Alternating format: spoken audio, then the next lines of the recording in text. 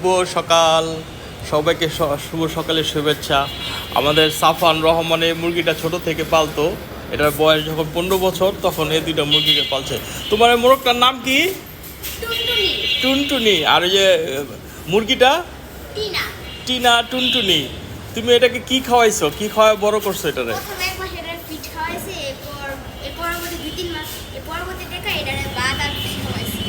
এখন এটার বয়স কত? 9 মাস। আচ্ছা, এখন তোমার অনুভূতি কি? মুরগিটা এত বড় হইলে এটা কি ডিম পারছে? ও, আর মুরগিটা কি অবস্থা এখন? তোমাকে সবচেয়ে বেশি বিরক্ত করে কে, মোরগটায় না মুরগিটায়? আর যে তোমাকে যে সবচেয়ে বেশি চিনে কে, কোনটাই বেশি চিনে? দোনোটাই চিনে।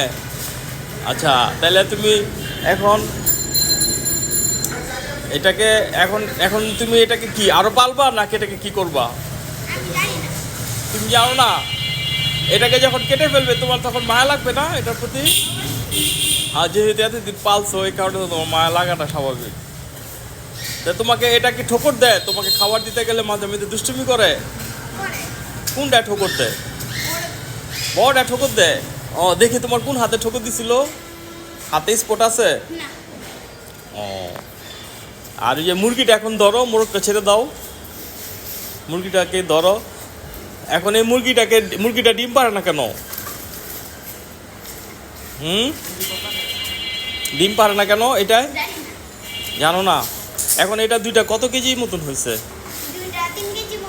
ও মাশাল্লাহ, তাহলে তো বড়ই হয়েছে।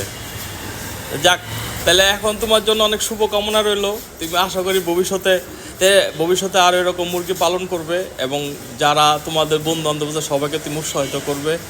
সবাইকে তুমি হাই বলো, খোদা হাফেজ বলো, হাত দিয়া টাটা দাও। হ্যাঁ, ঠিক আছে।